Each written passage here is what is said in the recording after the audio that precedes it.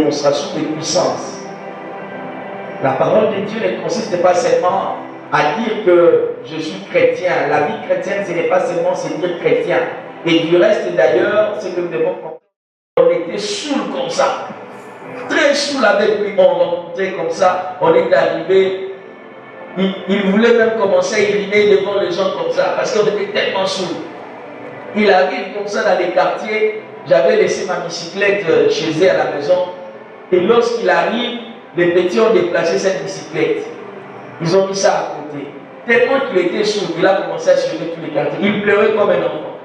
Sous la côte. On a volé la bicyclette. Donc, et maintenant, les enfants venaient derrière lui. Et les enfants qui. Vous savez, les enfants, quand ils voient des personnes qui vont, comment les enfants suivent. Et c'était ça. Ces jours-là, moi-même, je suis rentré à la maison, j'étais tellement saoul, je vomis. Alléluia. On a fait ces bêtises-là ensemble avec lui. Mais lorsque je suis revenu en 2017, je retourne, pasteur, un jour il m'appelle. Il me dit non, j'ai besoin qu'on puisse parler. J'ai dit, ouais, il faut qu'on parle. On parle toujours, tu es un ami, on parle toujours. J'ai dit non, il me dit non, je veux que nous soyons dans un endroit calme où on va aller à Kisangani. Ceux qui savent Kisangani savent le plan qu'on appelle Scholastica. C'est un coin des prêtres. Donc il y a vraiment une grande étendue de pâturage comme ça. Et c'est vraiment calme. Des fois les gens vont prier là-bas, des fois les gens vont dans les retraites. C'est vraiment très calme. Il m'a dit, est-ce qu'on peut aller là-bas et qu'on ait les temps de prière? Bah, on arrive là, je le vois, il me dit, non, mon frère, je voulais t'amener ici pour que tu pries pour moi. Oh. Il dit, non, je voulais que tu pries pour moi parce que j'ai remarqué ta vie. C'est vrai, on a eu à faire toutes ces choses ici ensemble. Mais depuis un certain temps, je t'évite à manière. Non, les choses que tu es en train de vivre, je voudrais que moi aussi je puisse être capable de vivre ces choses. Alléluia. Et ce jour-là, un ami, d'ailleurs il est plus âgé que moi, je dois le mentionner, mais il s'est mis lui-même à genoux, mais il s'est mis lui-même pour moi. J'aimerais que Dieu me fasse grâce comme il t'a fait aussi grâce. Alléluia. Donc la vie chrétienne, ce n'est pas le fait que nous-mêmes nous appelons chrétiens, mais c'est parce que les choses que nous sommes en train de vivre, l'impact que nous sommes en train de vivre, qui doit amener les gens à nous appeler chrétiens. Alléluia. Et depuis hier, nous avons commencé à parler de ces choses qui nous permettent de vivre un certain impact dans nos vies. Voir l'impact se manifester, de sorte que les gens constatent que réellement, il y a un impact dans la vie de cet homme. Et l'une de ces choses qu'on a commencé à parler depuis hier, c'était la prière. Nous avons montré combien la prière est une arme efficace.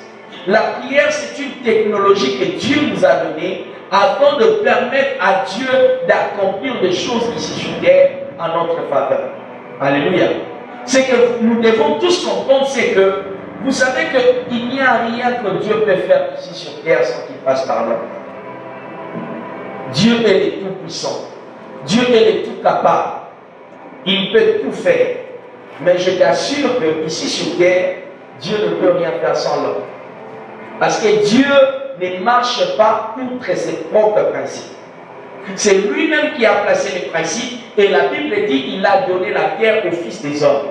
C'est pourquoi même Dieu pouvait dire que Dieu, quand il voulait sauver l'humanité, il pouvait seulement lever sa main et dire que non, je déclare par ma compassion, l'univers est sauvé.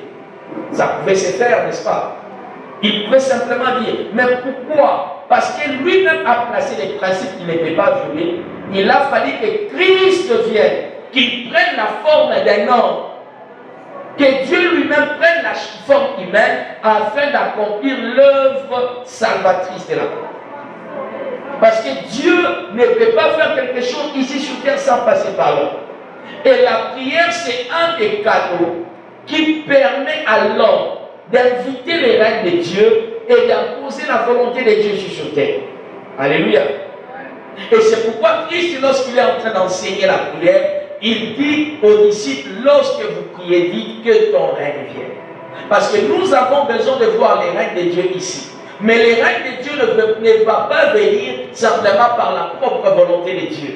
Les règles de Dieu vont venir parce qu'un homme invite Dieu à agir. La question que tu te poses, Dieu est souverain, Dieu peut tout faire, mais pourquoi dans ma vie, Dieu ne peut pas seulement descendre et faire en sorte que toutes les promesses qu'il m'avait données, que ces promesses s'accomplissent ipso facto? Pourquoi cela n'arrive pas? Parce que Dieu a besoin que tu puisses lui donner une autorisation pour faire ces choses. Alléluia. Dieu a besoin que tu puisses lui accorder un mandat afin d'agir. Parce que si Dieu descendait lui-même et faire quelque chose, il deviendrait un contrefacteur. Il va aller outre ses propres principes. Et la prière, c'est ces technologies, c'est ces moyens, c'est ces canaux qui nous permettent d'inviter les reins de Dieu ici sur terre. Et vous allez voir, et vous allez comprendre, comme je l'ai dit hier, la force de l'Église réside dans la prière. Un jour, Jésus-Christ arrive, il entre au temple, il trouve qu'il y avait beaucoup de choses qui se faisaient dans les temples. Et il y avait même des gens qui venaient pour vendre, les autres venaient. Vous savez, dans l'église, chacun vient avec ses objectifs. Il y a des gens ici qui sont venus parce qu'il avait un rendez-vous après qu'il avait été. Peut-être s'il n'avait pas ce rendez-vous, il ne pouvait pas venir.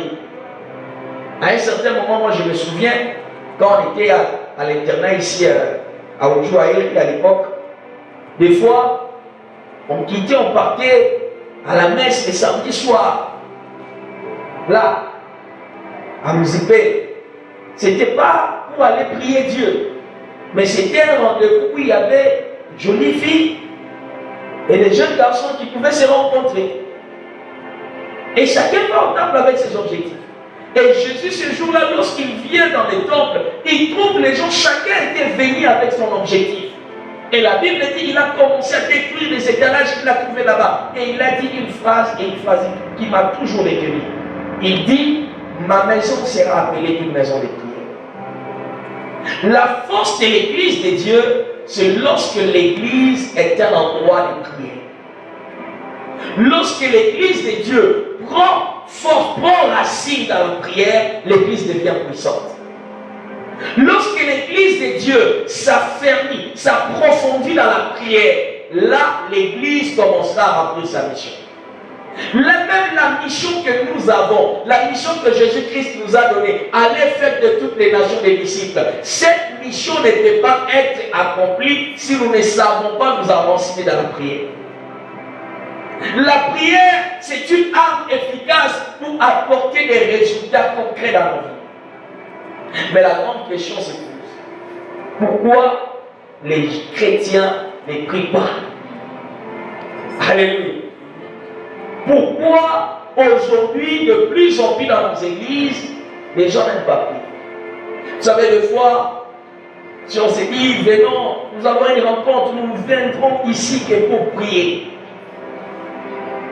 C'est des fois rare de voir des gens venir dans des rencontres.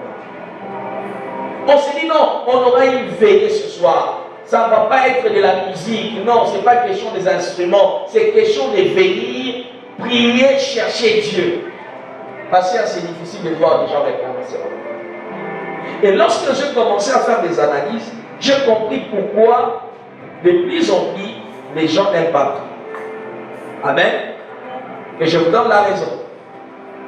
Si les gens n'aiment pas prier aujourd'hui, c'est parce que beaucoup de gens ne voient pas de résultats par rapport à leur prière. Amen.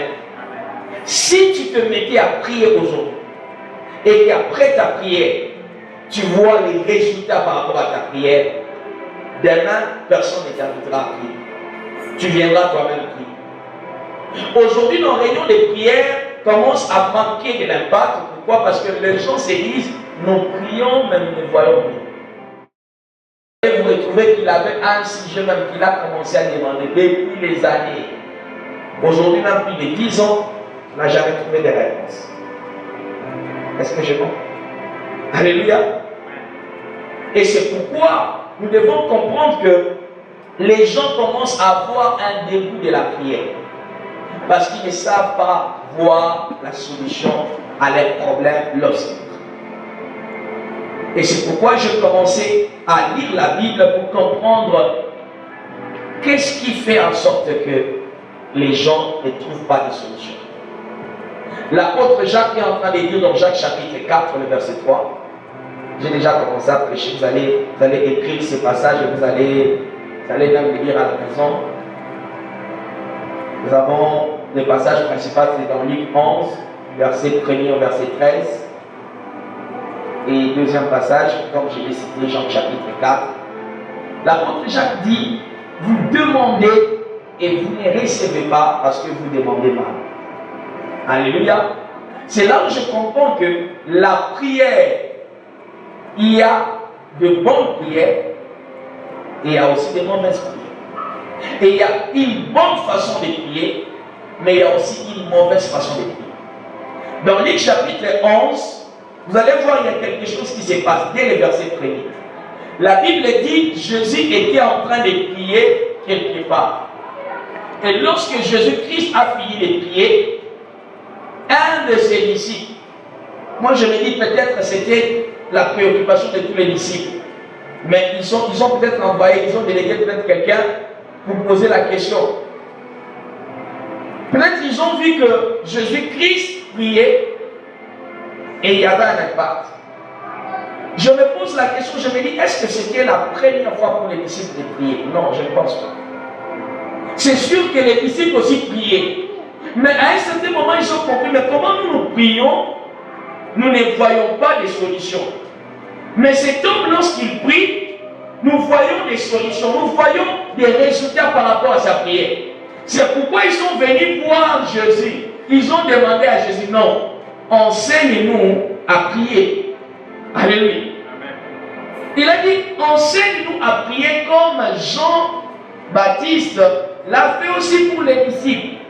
C'est pour dire que la prière, c'est quelque chose qui s'enseigne, qui s'apprend. Amen. Vous savez, nous avons dans l'église beaucoup de chrétiens qui viennent à l'église, pasteur. Ils savent seulement que nous allons à l'église pour prier, mais ils ne savent pas vraiment ce qu'ils doivent faire. C'est pourquoi des fois lorsque nous disons dans l'église, prions les seigneurs, des fois il y a des personnes qui sont en train de rêver, il y a d'autres qui sont en train de regarder, parce qu'ils ne savent pas ce quoi la prière. Amen. Je me souviens de cette petite histoire qu'on nous a donnée. Un jour, il y a un frère qui est venu à l'église pour la première fois.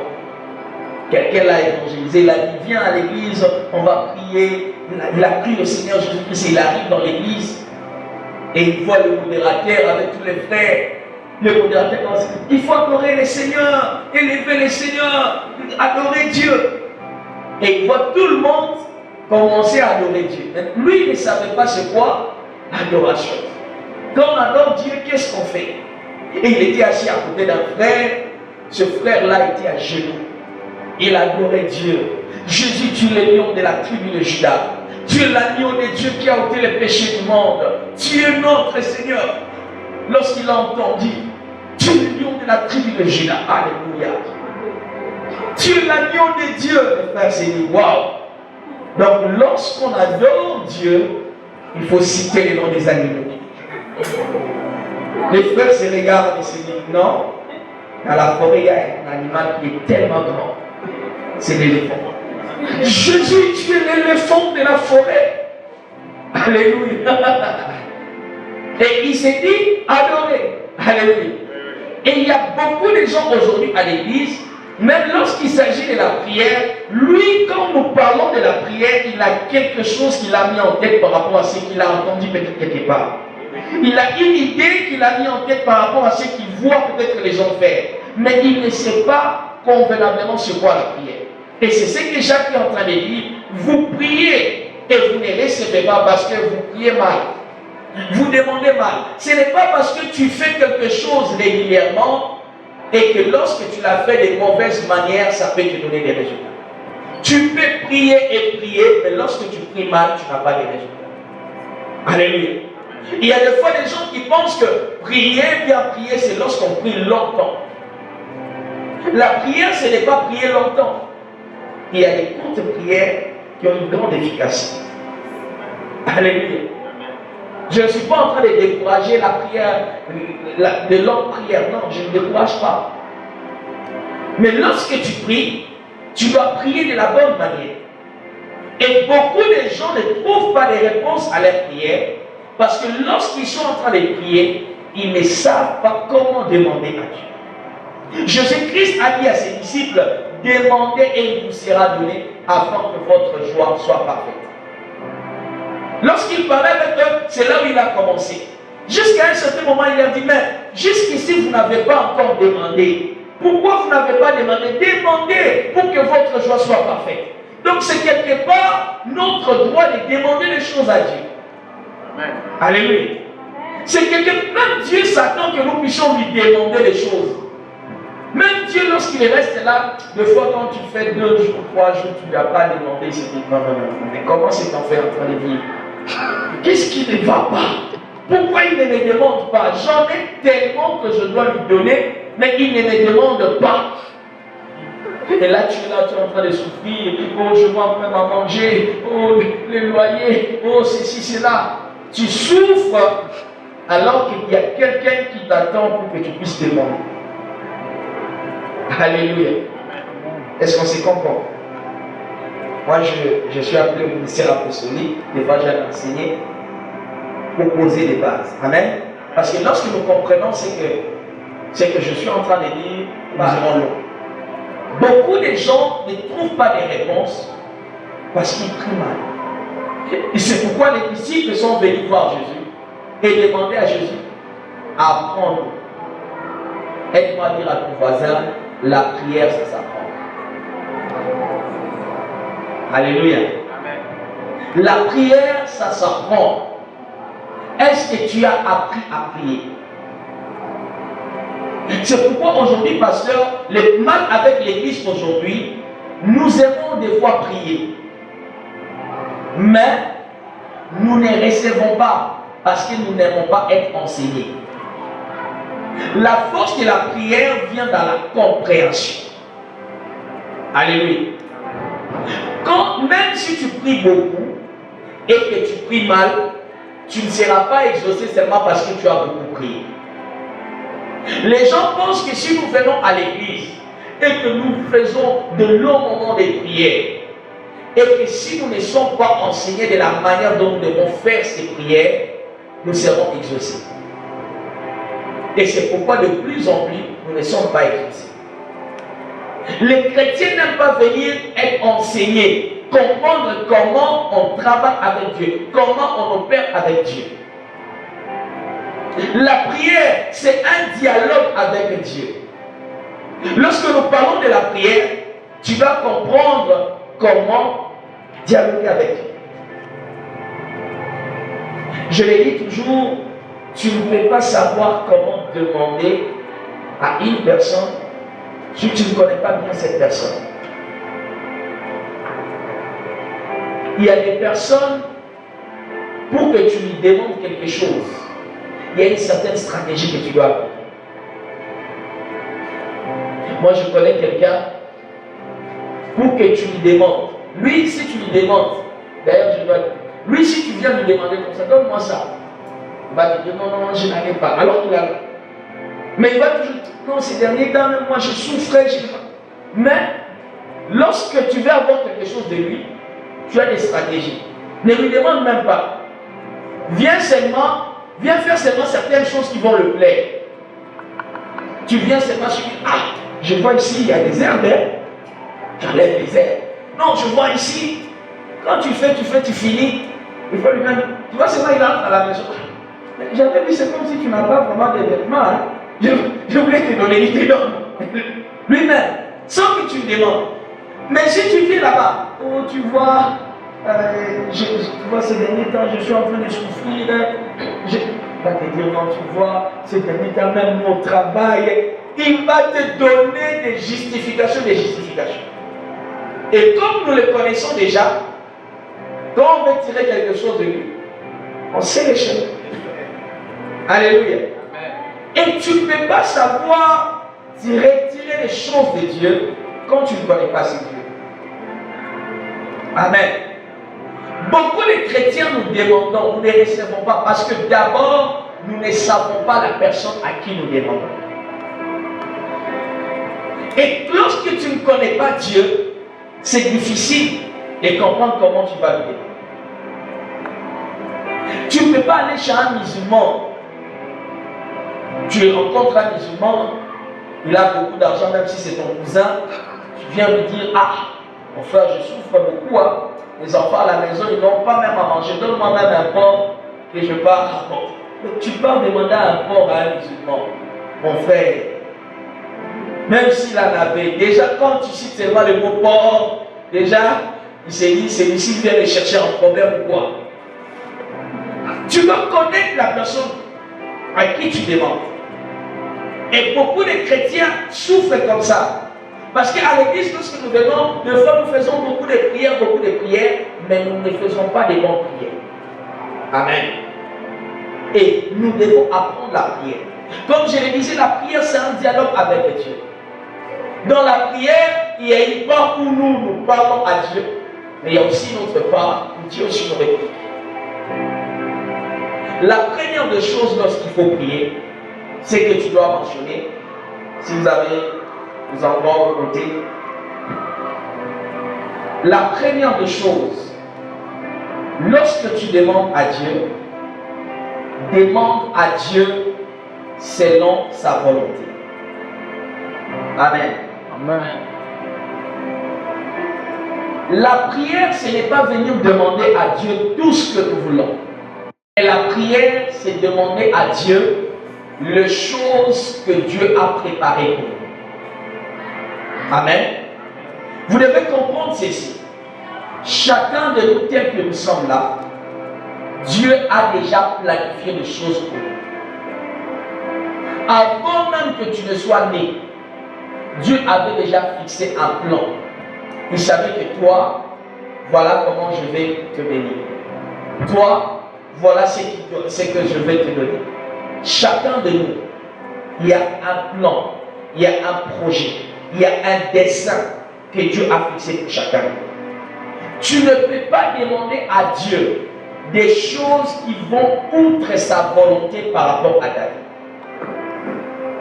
Quelle que soit la chose que tu demandes à Dieu, si cela ne cadre pas avec la volonté de Dieu dans ta vie, tu ne vas pas recevoir cette chose. Amen. À un certain moment, je priais Dieu. À un certain après le Saint-Esprit me regarde. Il dit, mais toutes ces choses-là que tu es en train de demander, ça va faire quoi par rapport à la mission que je avec toi? C'est pourquoi pour bien prier, tu dois commencer par connaître la volonté de Dieu. Alléluia. La prière, ce n'est pas demander à Dieu n'importe quoi. La prière, c'est demander à Dieu les choses que Dieu lui-même veut que nous puissions lui demander. Il y a des choses que Dieu veut que nous puissions lui demander. Il y a des choses que Dieu a déjà préparées pour nous, mon frère. Nous tous, nous n'avons pas la même mission. Nous tous, nous n'avons pas le même plan dans la vie. Il y a un projet que Dieu a fait pour chacun de nous. Pasteur, aujourd'hui, tu as un plan de Dieu pour ta vie. Et si tu te mettais à demander à Dieu, Seigneur, je veux être président de la République, papa, attends au quotidien, il y a 365 jours fois 10. Tu n'en auras pas. Amen. Vous comprenez ce que je veux dire par là? Quand tu demandes à Dieu quelque chose qui n'est pas dans le plan de Dieu pour ta vie, c'est difficile. C'est pourquoi lorsqu'il dit que ton règne vienne, il dit que ta volonté soit faite sur la terre. De la même manière que ta volonté est accomplie au ciel, tout ce que Dieu fait, ce sont les choses qui vont par rapport à sa volonté. Dieu ne peut pas marcher contre sa propre volonté. Il a une volonté par rapport à ta vie. Il a un plan qu'il a fixé par rapport à ta vie. Aujourd'hui, si je me mets à prier, à un certain jour, je vais donner mon témoignage, ma soeur. À un certain moment, je ne dirais pas à un certain moment, je dirais même ces derniers temps. Je passais par des moments difficiles, mais qui sont déjà en train de finir. Amen. Je passais par des moments tellement difficiles, surtout financièrement. Et j'ai commencé à voir, je suis médecin, je suis intelligent, ça je vous assure. Je suis intelligent. Ça se voit. Et lorsque je soigne, mes patients sont vraiment satisfaits. Maman Alliance, c'était bon. Ça se voit. Amen. Mes patients sont satisfaits de mes soins. Mais à un certain moment, pasteur, j'avais du mal à réussir financièrement. J'avais du mal. Je me suis dit non, comme ça ne marche pas, je dois aller trouver un travail. Je cherche du travail, je ne trouve pas de travail. J'ai pris pour le travail, je ne trouve pas de travail. Je fais tout. Jusqu'à un certain moment, je me suis dit, Seigneur, moi aussi je serai têtu avec toi. Alléluia. Bon, ça c'est le caprice d'un enfant avec son père. Alléluia. Je me suis dit, non, Seigneur, comme toi tu ne veux pas me donner, moi aussi je vais laisser, je vais aller. Je suis allé, parce que je suis médecin dans l'hôpital de la police. Et là, l'hôpital de la police, nous tous, on nous encourage, il faut venir. D'ailleurs, normalement, lorsque vous êtes là, on préfère que vous soyez policier. On a lancé une offre, on nous a dit, nous tous, non, venez entrer là, on nous a encouragé. On a dit derrière vous, je me suis dit, Seigneur, comme toi tu ne veux pas me donner là, moi je pars à la police. Pasteur, nous sommes la police, c'est moi nous. Nous sommes la police armée, mais je pose ma candidature, on dit on ne veut pas des médecins. On dit si j'ai de filles, parce que tu es médecin. Alors que je suis déjà médecin de là. Mais on refuse. Et c'est là que les Saint-Esprit commencent à me rappeler. Mais dis, souviens-toi, depuis 2012, Dieu m'avait dit une chose. Pendant que j'étudiais, je faisais la médecine, j'étais en deuxième doctorat. 2018. Dieu m'avait dit, toi, ta vie, tu la gagneras dans mon œuvre. Ça, c'est depuis 2018. Et pendant l'époque, quand Dieu m'avait parlé de ça, j'avais voulu arrêter mes études par là. J'ai dit, quand celui m'a médecine, vous savez laquelle de côté, pourquoi je souffre encore par rapport à cette médecine? Je voulais arrêter. Et c'est là que Dieu m'a dit, non, tu dois néanmoins étudier, parce que ce titre-là de médecin, ça va te servir dans la vie où tu seras en train de te servir. Mais ta vie, tu ne vas pas la gagner dans la médecine. Et c'est là que le Saint-Esprit commence à me rappeler. Toi, tu veux aller gagner ta vie dans la médecine, alors que ta vie, tu la gagneras dans mon œuvre. C'est pour dire à quelqu'un que, même si tu te mets à prier comment, et c'est là où j'avais compris, et j'ai laissé autre sujet de prière. J'ai compris que je ne dois pas importuner Dieu là où il n'y a pas sa volonté. Le problème, tu peux rester dans un sujet. Tu demandes à Dieu des choses, mais des choses qui vont outre sa volonté pour toi. Tu ne vas pas voir l'exaucement. Lorsque tu demandes à Dieu les choses qui ne sont pas dans les plans de Dieu pour ta vie, même si tu demandes comment, tu ne vas pas avoir l'exaucement.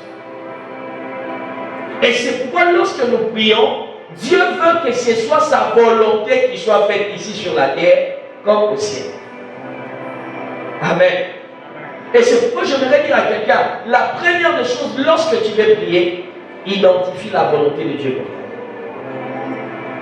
Quelle est la volonté de Dieu pour toi? Tu veux prier, prier c'est bien, mais est-ce que tu connais le plan que Dieu a formé sur ta vie? Est-ce que tu connais les desseins que Dieu a par rapport à ta vie? Tu ne peux pas venir demander à Dieu des choses seulement parce que bon, je vis tel a réussi dans tel domaine. Moi aussi je vais réussir là-bas. Non, nous tous ne sommes pas pareils. L'autre peut réussir dans tel domaine parce qu'il a été appelé dans ça. Mais moi je peux réussir dans ces domaines parce que j'ai été appelé à ça. Est-ce que tu connais les plans de Dieu par rapport à ta vie? Ça c'est la première des choses. Lorsque tu demandes à Dieu, reconnais la volonté de Dieu par rapport à toi. La deuxième des choses, je vais aller plus vite parce que si je m'attarde là, je ne vais pas avancer. La deuxième des choses, lorsque tu demandes à Dieu, demande à Dieu ce qui est ton besoin. Alléluia. Les besoins, c'est différent du désir. Le besoin, c'est différent d'un plaisir. Deux fois, nous demandons à Dieu des choses qui ne sont que pour notre désir. Ça, ce ne sont pas des choses que nous devons demander à Dieu. Si tu veux avoir les choses qui sont dans ton désir, la Bible dit, fais de l'Éternel tes délices, il te donnera ce que ton cœur désire. Les désirs, on ne demande pas à Dieu les désirs. Le désir, c'est une conséquence du plaisir, des délices qu'on a fait à Dieu. Quand on a fait la joie de Dieu, quand on a tellement pris à Dieu, là, Dieu peut nous donner ce que nos cœurs désirent. Mais lorsque nous demandons à Dieu, nous devons demander à Dieu nos besoins. C'est ce que Jacques chapitre 4, le verset 7 est en train de dire. Ne vous inquiétez de rien, mais en toute chose, faites connaître vos besoins à Dieu. Reconnais tes besoins. C'est quoi ton besoin? Tu as besoin d'un téléphone, oui, ça, un besoin. Mais les iPhone 16 que tu demandes, les iPhone 17 Pro Max que tu demandes, ça, ce n'est pas un besoin. Ça, c'est un désir. Alléluia.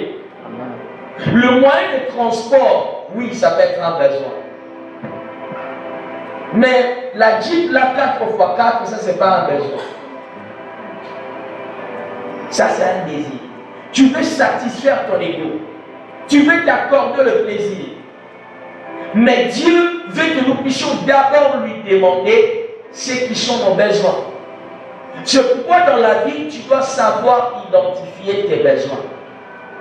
Lorsque tu demandes à Dieu, reconnais ce que tu demandes à Dieu. Il y a beaucoup de gens, pasteurs, ils viennent prier, demander des choses à Dieu, mais ils n'ont même pas une précision des choses qu'ils demandent à Dieu. Lorsqu'on te posera la question, tu es dans ces 40 jours de prière, mais qu'est-ce que tu demandes à Dieu?